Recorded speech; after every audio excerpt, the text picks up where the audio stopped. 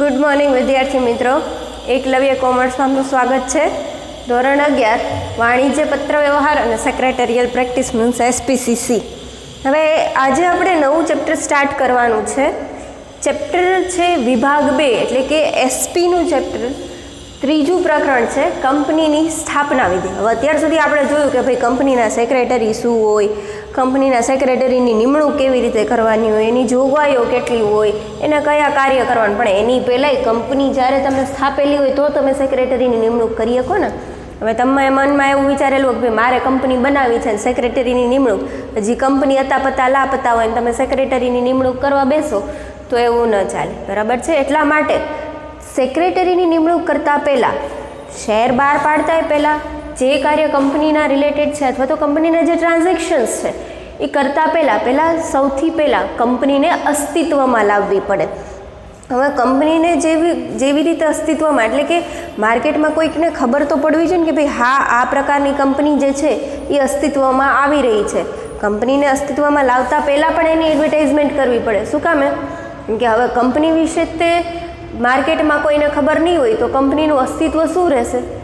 કાંઈ જ નહીં રહે. એટલા માટે કંપનીને અસ્તિત્વમાં લાવતા પહેલાં વ્યક્તિ એટલે અથવા તો જે જાહેર જનતા છે એને પણ જાણ હોવી જોઈએ કે ભાઈ નવી કંપની માર્કેટમાં આવે છે તો એના વિશે એની એડવર્ટાઇઝમેન્ટ થ્રુ જે પબ્લિક છે એને ખ્યાલ પડતો હોવો જોઈએ કે હા આ પ્રકારની નવી કંપની જે છે એ માર્કેટમાં આવી રહી છે. તો હવે કંપનીનું અસ્તિત્વ કેવી રીતે કરવાનું હોય, કંપનીની સ્થાપના વિધિ શું છે? કંપનીની સ્થાપના વિધિ એટલે કે બહુ લાંબી પ્રોસેસ, બરાબર. હવે એકલ વ્યક્તિ કંપની હોય ને તો એની પ્રોસેસ થોડીક શોર્ટ હોય, એમાં બહુ ઝાઝી બધી માથાકૂટ હોતી નથી. પણ ભાગીદારી પેઢી હોય, કંપની પાર્ટનરશિપમાં જ્યારે સ્ટાર્ટ કરવાની હોય ને ત્યારે બહુ બધી એની વિધિઓ હોય છે કંપનીની સ્થાપના માટે. કે ભાઈ સૌથી પહેલાં તો ભાગીદારને કન્વિન્સ કરવાના યા તો ભાગીદારી કરાર કરવાના કે બે ભાગીદાર છે તો એ આમનામ ભાગીદાર કે ભાઈ હાલો આપણે બે ભેગા થઈને કંપની ચાલુ કરીએ. કંપની ચાલુ કરી દીધી, માર્કેટમાં એ હાલવા માંડી. તો એટલું બધું જેટલું બોલો ને એટલું સહેલું નથી, બરાબર છે. પહેલાં તો ભાગીદાર જે થવાનો હોય ને 2 વ્યક્તિ અથવા તો 5 વ્યક્તિ 4 વ્યક્તિ જેટલા વ્યક્તિઓ ભાગીદાર થઈ અને કંપની સ્ટાર્ટ કરવાનો હોય તો કંપનીની સ્થાપના વિધિ પહેલાં પણ ભાગીદારી કરાર જે છે એ વ્યક્તિઓ વચ્ચે કરવામાં આવે છે.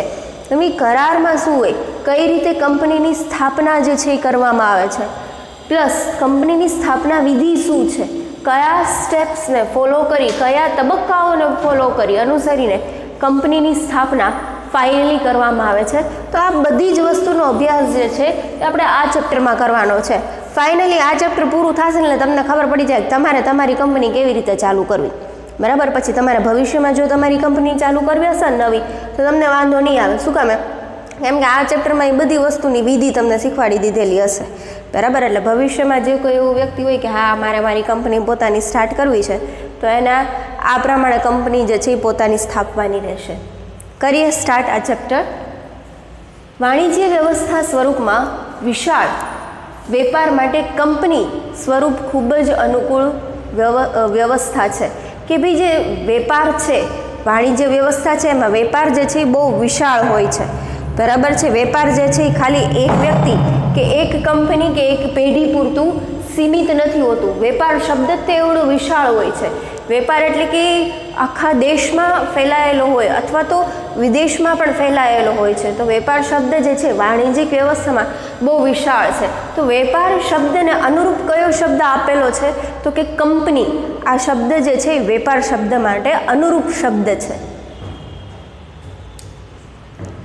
કંપની કૃત્રિમ વ્યક્તિત્વ ધરાવે છે. આપણને બધાને ખબર છે કે કંપની ધારા 2013 જે નવો કંપની ધારા છે એના મુજબ કંપનીને કેવું વ્યક્તિત્વ આપેલું છે તો કે કૃત્રિમ વ્યક્તિત્વ જે છે એવો દરજ્જો આપેલો છે. કંપની એક વ્યક્તિત્વ ધરાવે છે પણ કેવું તો કે કૃત્રિમ વ્યક્તિત્વ ધરાવે છે. કંપનીની પણ સ્થાપના કરવામાં આવે છે, એનું પણ અસ્તિત્વ હોય છે, એની પણ ઇમેજ હોય છે. તેનું કાયદાકીય વ્યક્તિત્વ આપોઆપ અસ્તિત્વમાં આવતું નથી, બરાબર. આ બહુ સાચી વાત છે કે કંપનીનું અસ્તિત્વ કેવી રીતે પહેલાં તો લાવવાનું હોય તો કે કાયદાકીય રીતે કંપની જે છે એ અસ્તિત્વમાં આવે છે, પણ એ આપોઆપ આવી જતું નથી. આપણે કેમ કે સારા એવા કામ કરીએ, મહાન કામ કરીએ તો આપણું વ્યક્તિત્વ અસ્તિત્વમાં આવે. ભાઈ આ વ્યક્તિ તો આણે બહુ સરસ કામ કરેલું છે. છગનભાઈ તો છગનભાઈએ ગામમાં ચોરો બંધાવેલો છે, બહુ સારા માણસ. એને ગમે ત્યારે જરૂર પડે ફોન કરો તો બિચારા આવીને ઊભા રહી જાય, પૈસે ટકે બહુ મદદ કરે. તો એ ક્યારે થાય? તો કે એનું અસ્તિત્વ અથવા તો એને એના કાર્યોથી એણે એવી છાપ છોડેલી છે. તો કંપનીનું જે અસ્તિત્વ છે કાયદાકીય, એ આપોઆપ આવતું નથી. કંપનીનું જે કાયદાકીય વ્યક્તિત્વ જે છે એ આપોઆપ અસ્તિત્વમાં આવતું નથી. અસ્તિત્વમાં આવવા માટેની વિધિ જટિલ અને લાંબી છે. જો કંપનીને અસ્તિત્વમાં એટલે કે કંપનીની સ્થાપના કરવી હોય ને તો એની વિધિ જે છે એ બહુ જટિલ અને લાંબી છે. શું કામ? કેમ કે તમે કોઈ નાની એવી સાયકલ કે ચોપડી કે તમારી બુક કે ઘરે કંઈ તમે રોટલી શાક બનાવતા હોય એનું અસ્તિત્વ નથી લાવવાનું. તમારે અહીંયા કંપનીનું અસ્તિત્વ લાવવાનું છે. કંપની એટલે કે બહુ વિશાળ એવો શબ્દ થઈ ગયો, બરાબર? તો જ્યારે કંપનીને અસ્તિત્વમાં લાવવાની હોય ને તો એની વિધિ એટલે કે એની મેથડ જે છે ને એ કેવી છે? તો કે જટિલ અને લાંબી. કોઈ આમનામ કંપની અસ્તિત્વમાં ન આવી શકે. એના માટે ઘણી બધી મહેનત કરવી પડે, ત્યારે કંપની જે છે એ નામ બનાવી શકે. આ મોટી મોટી કંપનીઓ છે, રિલાયન્સ છે, TCS છે, ત્યાર પછી હિન્દુસ્તાન યુનિલિવર છે. તો આ બધી કંપની કાંઈ આમનામ અસ્તિત્વમાં આવી. હવે પ્રોડક્ટ એની જુઓ, હિન્દુસ્તાન યુનિલિવરની પ્રોડક્ટ જુઓ કે ભાઈ કોલગેટ છે તો સવારમાં ઉઠતા બધા એમ જ કે મારી કોલગેટ ક્યાં, મને કોલગેટ આપો. કાં તો ગામમાં તમે કંઈ વસ્તુ ખરીદવા જાઓ એમ કે કોલગેટ આપો. કોઈ એવું નથી બોલતું કે હા ભાઈ અમને ટૂથપેસ્ટ આપો, એવું નથી. એની જગ્યાએ કોલગેટ. એટલે એક છાપ છોડી દીધેલી છે પ્રોડક્ટની. તો એ છાપ છોડવા માટે એ પ્રોડક્ટનું અસ્તિત્વ, એની પહેલાંય તે કંપનીનું અસ્તિત્વ લાવવા માટે ઘણી બધો શ્રમ કરવો પડે છે. ત્યાર પછી પ્રોડક્ટનું અસ્તિત્વ આવે છે. ત્યાર પછી એવી જ રીતે ઝેરોક્સ હકીકતે એક કંપનીનું નામ છે, બરાબર છે? ફોટોકોપી, તો કોપી જે છે એ જે પ્રિન્ટ આઉટ નીકળે છે એનું નામ છે. તો કોઈ એવું નથી કહેતું ભાઈ આમને આની કોપી કરી દો યા તો પ્રિન્ટ કરી દો. બધા શું કહે? હા ઝેરોક્સ કરાવવાની છે, આની 2 ઝેરોક્સ કરી દો. તો એ શું થયું? તો કે એક પ્રોડક્ટ અથવા તો કંપનીની છાપ ઊભી થયેલી છે માઇન્ડમાં. એનું અસ્તિત્વ એ લોકો એવી રીતે રાખેલું છે, એની સ્થાપના કરવામાં એ લોકોએ મહેનત કરેલી છે. પ્લસ કે એણે વર્કે એવું આપેલું છે. કંપનીની ખાલી સ્થાપના કરી નાખી, કંપની અસ્તિત્વમાં આવી ગઈ એટલું જ મહત્ત્વ નથી.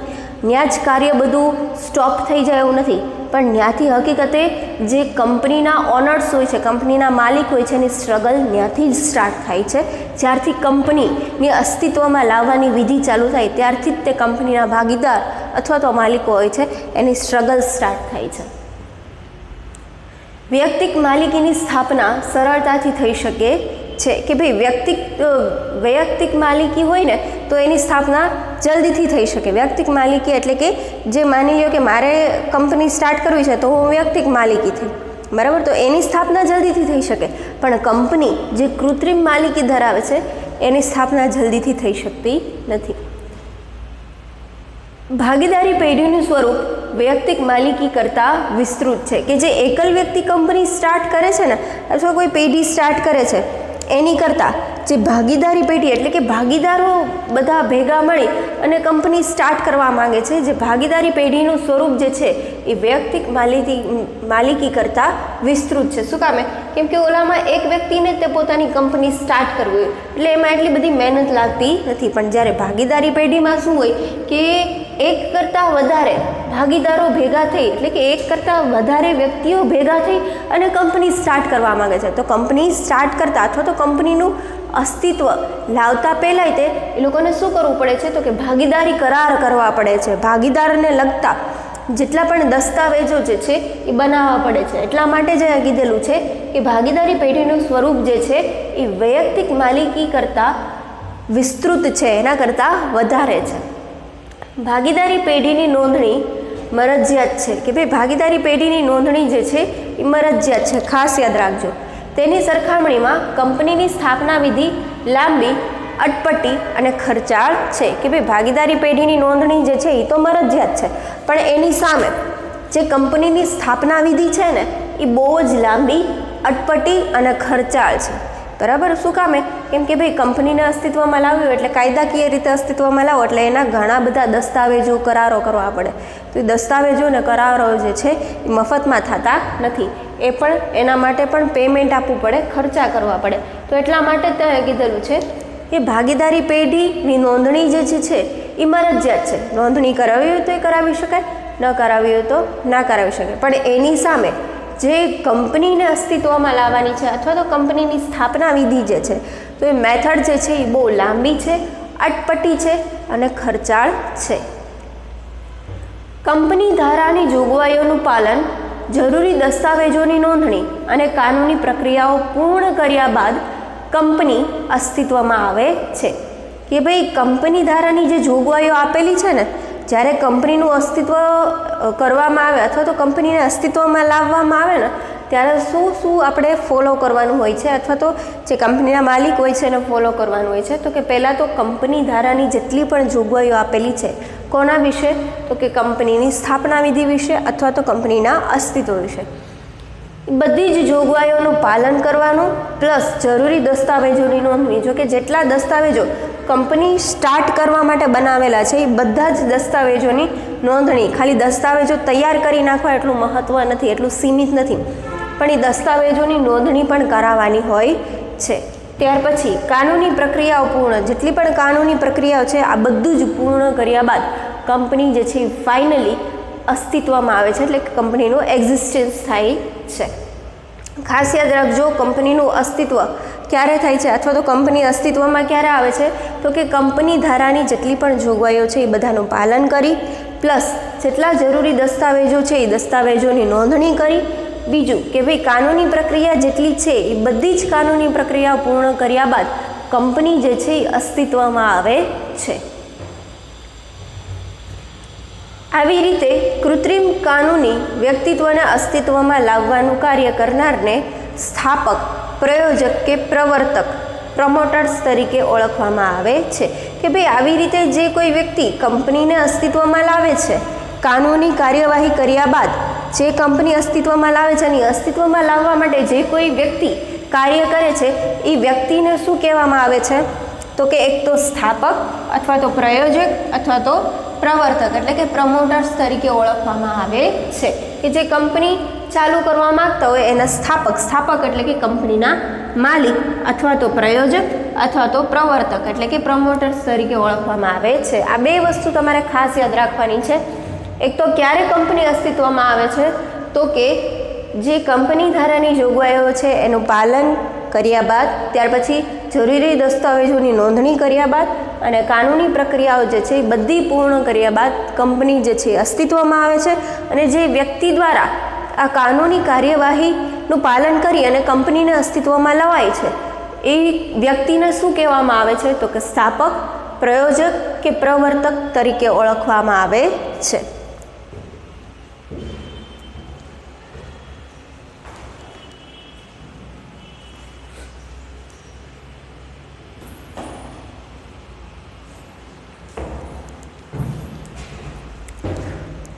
હવે પ્રસ્તાવના જોયા બાદ આપણે જોવાનું છે કંપનીનો અર્થ અને એની વ્યાખ્યા. કે ફાઇનલી કંપનીને અસ્તિત્વમાં લાવી હોય તો એનો અર્થ અને એની વ્યાખ્યા, આ બે વસ્તુ તમારે ખાસ મગજમાં ફિટ બેસાડી લેવાની છે.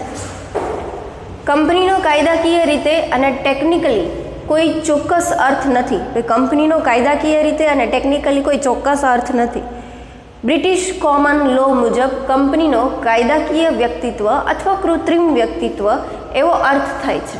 કંપનીના સભ્યો બદલાઈ જાય, નિવૃત્ત થાય કે મૃત્યુ પામે તો પણ કંપનીના અસ્તિત્વ ઉપર કોઈ જ અસર પડતી નથી. કે ભાઈ કંપનીનું કોઈ એવી કે કંપનીનો કોઈ એવો જટિલ અર્થ નથી, પણ શું અર્થ એક જોતા કહેવામાં આવે છે, તો કે બ્રિટિશ કોમન લો મુજબ કંપની એટલે કાયદાકીય વ્યક્તિત્વ અથવા તો કૃત્રિમ વ્યક્તિત્વ. કે ભાઈ કંપનીના જે માલિક છે બરાબર, અથવા તો કંપનીના જે સભ્યો છે એ બદલાઈ જાય અથવા તો મૃત્યુ પામે અથવા તો નિવૃત્ત થાય તો એના લીધે કંપનીને કંઈ ફેર પડતો નથી. કંપનીનું એકવાર અસ્તિત્વ થઈ ગયું, કંપનીની એકવાર સ્થાપના થઈ ગઈ તો એ વર્ષો સુધી એની સ્થાપના, એના અસ્તિત્વમાં કાંઈ ફેર પડતો નથી. હવે માની લો કે કોઈ એવી સારી એવી કંપની છે, ફોર એક્ઝામ્પલ એપલ છે, તો એપલના કોઈ પણ કર્મચારી હોય અથવા તો એપલના ઓનર હોય તો એના કોઈ એવા મેનેજર હોય તો હવે એ મૃત્યુ પામે, નિવૃત્ત થાય અથવા તો બદલાઈ જાય, એનાથી કંપનીને કંઈ ફેર પડે કે ભાઈ એપલના માલિક ગુજરી ગયા તો હવે એપલ બંધ થઈ ગઈ, એવું તો નથી થતું ને. તો કંપનીના અસ્તિત્વને કંઈ ફેર પડતો નથી કે ભાઈ એના મેમ્બર્સ જે છે, કંપનીના સભ્યો બદલાઈ જાય અથવા તો નિવૃત્ત થાય અથવા તો મૃત્યુ પામે તો એના લીધે કંપનીના અસ્તિત્વને કાંઈ ફેર પડતો નથી. કંપનીનું અસ્તિત્વ એકવાર આવી ગયા પછી, કંપની અસ્તિત્વમાં આવી ગયા પછી લાંબા સમય સુધી જ્યાં સુધી કંપનીના માલિક દ્વારા અથવા તો કંપની ફડચામાં જાય અને કંપની બંધ ન થાય ત્યાં સુધી કંપનીનું અસ્તિત્વ જે છે એ ચાલ્યા કરે છે. ત્યાર પછી વ્યાખ્યા જોઈ લઈએ. કંપની ધારા 2013 પ્રમાણે કંપની એટલે કંપની ધારા 2013 પ્રમાણે સ્થપાયેલી કે આ પહેલાં કોઈ પણ કંપની ધારા પ્રમાણે સ્થપાયેલી કંપની. આ નવો કંપની ધારો તબક્કાવાર લાગુ પાડવામાં આવ્યો છે. કે ભાઈ કોઈ એવી સારી એવી ડેફિનેશન તો નથી કે ભાઈ કંપની ધારા મુજબ કંપની એટલે કંપની ધારા પ્રમાણે સ્થપાયેલી, કે આ પહેલાં કોઈ પણ કંપની ધારા પ્રમાણે, કે ભાઈ જે નવો કંપની ધારા આવેલો છે 2013 મુજબ, અત્યારે માની લ્યો કે કોઈ વ્યક્તિને કંપની સ્ટાર્ટ કરવી હોય તો એને જૂનો કંપની ધારો નહીં પણ કંપની ધારા 2013 જે નવો જે નિયમન છે એનું પાલન કરીને કંપની જે છે એ સ્થાપવામાં આવે છે. તો એ કંપની ધારા 2013 મુજબ જે સ્થપાયેલી કંપની અને બીજી વસ્તુ કે આ પહેલાં કોઈ પણ કંપની ધારા પ્રમાણે સ્થપાયેલી કંપની, કે ભાઈ 2013 પહેલાં જે કંપની ધારો. હવે એક ચોક્કસ વસ્તુ જે છે એ ફિટ બેસાડી લેજો કે કંપનીનું જ્યારે અસ્તિત્વ લાવવાનું હોય ને અથવા તો કંપનીની સ્થાપના કરવાની હોય ને તો એમાં કોના નીતિ નિયમોનું પાલન કરવું પડે પહેલાં? તો કે કંપની ધારાનું. બરાબર. 2013 પહેલાં જે કંપની, એવું નથી કે ભાઈ 2013માં જ તે કંપની ધારો નવો આવ્યો. બરાબર. 2013 પહેલાં પણ કંપની ધારો હતો જ તે. તો 2013 પહેલાં જે કોઈ વ્યક્તિને પોતાની કંપનીની સ્થાપના કરવી હોય ને તો જૂના કંપની ધારાના નીતિ નિયમોનું પાલન કરવું પડે. અને 2013 પછી જે કંઈ પણ વેરિએશન સાથે કંપની ધારો આવેલો છે તો હવે અત્યારે કોઈ વ્યક્તિને કંપનીની સ્થાપના કરવી હોય તો નવા કંપની ધારા 2013 મુજબ કંપનીની સ્થાપના કરવામાં આવે છે. ત્યાર પછી જોઈએ કંપનીના લક્ષણો. એ ભાઈ કંપનીમાં કયા કયા લક્ષણો હોય છે? પહેલું તો છે સ્વતંત્ર વ્યક્તિત્વ. એ ભાઈ કંપનીનું વ્યક્તિત્વ સ્વતંત્ર છે. આ એક વિશિષ્ટ લક્ષણ છે. આમ કંપનીનું કાયદાકીય સ્વતંત્ર વ્યક્તિત્વ છે કે ભાઈ કંપની જે છે એ પોતાનું સ્વતંત્ર વ્યક્તિત્વ ધરાવે છે. કંપની ઉપર કોઈ પણ પ્રકારનું બર્ડન અથવા કંપની જે છે કોઈ પણ બીજી સંસ્થા બીજી કંપની સાથે જોડાયેલી હોતી નથી. કંપની જે છે એ સ્વતંત્ર હોય છે કે ભાઈ હા એનામાં કાયદા કાનૂન હોય કે અથવા તો કંપની સ્ટાર્ટ કરવા માટે જે કંઈ પણ ગવર્મેન્ટે નીતિ નિયમો બનાવેલા હોય, એન્વાયરમેન્ટના હોય કે ભાઈ કાપડની કોઈ મિલ હોય તો એને બહુ ઝાઝું પોલ્યુશન નહીં કરવાનું, એવા બધા ઘણા બધા નીતિ નિયમો હોય એનું પાલન તો કરવાનું હોય પણ વારાઘડીએ કંપનીમાં કોઈ ઇન્ટરફિયર કરવા જાય નહીં, કોઈ દખલ દેવા જાય નહીં. કંપની જે છે એ પોતાની રીતે ફ્રી હોય છે કે પોતાની રીતે એને જે નિર્ણય લેવા હોય કે ભાઈ આજે આપણે રજા રાખી તો રજા રાખી શકે, આ પ્રકારનું ઉત્પાદન નવું સ્ટાર્ટ કરવું છે તો કંપની સ્ટાર્ટ પણ કરી શકે, એના ઉત્પાદનમાં કંઈ ફેરફાર કરવો હોય તો એ ફેરફાર કરી શકે. તો એના નિર્ણયો માટે, એના કાર્યપ્રણાલી માટે કંપની જે છે એ ફ્રી હોય છે. એટલા માટે અહીંયા કીધેલું છે કે કંપની જે છે સ્વતંત્ર વ્યક્તિત્વ ધરાવે છે. કંપની ઉપર કોઈ પણ વ્યક્તિ દ્વારા અથવા તો બીજી કોઈ સંસ્થા કે કંપની દ્વારા કોઈ પણ પ્રકારનું બર્ડન રાખવામાં આવતું નથી. કંપની જે છે કાયદાઓનું પાલન કરી અને સ્વતંત્ર વ્યક્તિત્વ પણ ધરાવે છે. કંપનીના સભ્યોની મર્યાદિત જવાબદારી. કંપની કાયદાકીય વ્યક્તિત્વ ધરાવે છે. કંપની વ્યક્તિ તરીકે સંપત્તિ અને જવાબદારીની માલિક છે, પરંતુ સભ્યોની જવાબદારી તેમણે ધારણ કરેલ શેર પૂરતી જ મર્યાદિત હોય છે. છતાં અમર્યાદિત જવાબદારીવાળી કંપનીની રચના થઈ શકે છે. કે ભાઈ કંપનીના જે સભ્યો છે, એક તો કંપની શું છે તો કે વ્યક્તિત્વ ધરાવે છે. કેવું? તો કે કાયદાકીય વ્યક્તિત્વ ધરાવે છે. તો એ કાયદાકીય વ્યક્તિત્વ ધરાવે છે છતાંય એ વ્યક્તિ તરીકે કંપની શું છે તો કે સંપત્તિ છે અને જવાબદારીની માલિકી છે. કે માલિકની તો જવાબદારી બને જ છે પણ સાથે સાથે કંપનીના જે સભ્યો છે, કંપની સાથે જેટલા સભ્યો સંકળાયેલા છે એની પણ જવાબદારી બને છે. પણ કેવી રીતે જવાબદારી બને છે? જે સભ્યો છે એની જવાબદારી તેમણે ધારણ કરેલ છે કે ભાઈ કેટલા પ્રકારના શેર જે છે એ કંપનીના સભ્યોએ ધારણ કરેલા છે, એટલા એ શેર પૂરતી જ તે જે સભ્યો હોય છે એની જવાબદારી મર્યાદિત હોય છે. જેટલા પ્રમાણમાં શેર સભ્યોએ ધારણ કરેલા હોય એ સભ્યોની જવાબદારી પણ એટલા જ પ્રમાણ પૂરતી મર્યાદિત હોય છે. છતાં અમર્યાદિત જવાબદારીવાળી કંપનીની રચના થઈ શકે છે. કે આમ છતાં કોઈ સભ્યએ શેર ધારણ કરેલા હોય એની જવાબદારી ત્યાં સુધી સીમિત છે, એટલા પ્રમાણની તે જવાબદારી બને. પણ આમ છતાં અમર્યાદિત જવાબદારીવાળી કંપનીની સ્થાપના પણ થઈ શકે છે કે ભાઈ અમુક કંપની એવી હોય કે એમાં જવાબદારીની મર્યાદા ફિક્સ કરેલી ન હોય. અમુક કંપની એવી હોય કે ભાઈ માની લો કે કોઈ શેર હોલ્ડર હોય 50% શેર કંપનીના ખરીદેલા હોય તો એની 50% જવાબદારી કંપની ઉપર લાગે, યા તો બીજા કોઈ વ્યક્તિએ બીજા પ્રમાણમાં શેર ખરીદેલા હોય તો એટલા પ્રમાણની જવાબદારી જે છે એ કંપનીની હોઈ શકે. પ્લસ અમુક કંપની એવી હોય કે એમાં અમર્યાદિત કે એમાં મર્યાદા ન હોય જવાબદારી. એવું ન હોય કે ભાઈ જેટલા પ્રમાણના શેર વ્યક્તિએ ખરીદેલા છે અથવા તો સભ્યએ ખરીદેલા છે એટલા પ્રમાણની જવાબદારી એની કંપનીની રહે. અમર્યાદા અને અમર્યાદિત જવાબદારી પણ સભ્યોની થઈ શકે છે. ત્યાર પછી જોઈએ